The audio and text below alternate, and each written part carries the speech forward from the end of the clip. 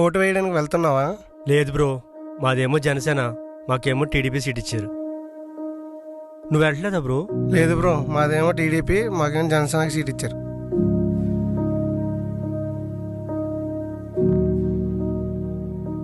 నీది ఏ పార్టీ?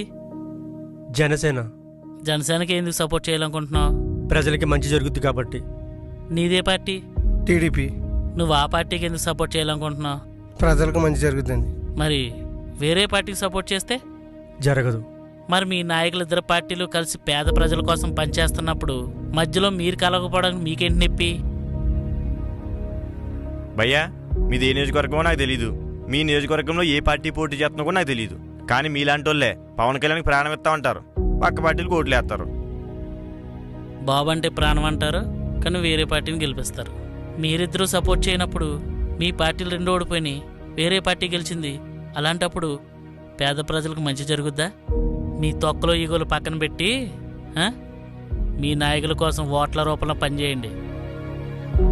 70 సంవత్సరాల వయసులో ఒక ఆయన కష్టపడుతున్నాడు, సంవత్సరానికి కోట్లు వస్తున్నాయి, అవన్నీ వదిలేసి ఇంకో ఆయన కష్టపడుతున్నాడు.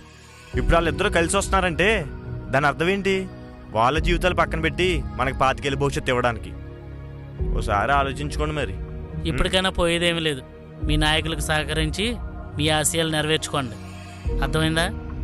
లేదు, కాదు, కూడదు అన్నారనుకోండి, ఇప్పుడు మీరు కూర్చున్నారు, రేపు ఇదే ప్లేస్లో మీ పిల్లలు కూర్చుంటారు. అంతే. 170 స్థానాల్లో ఎవరు పోటీ చేసినా సరే ముగ్గురు పోటీ చేసినట్టే. ఆలోచించుకోండి.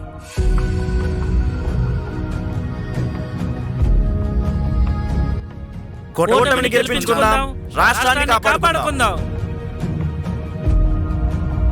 జై హింద్.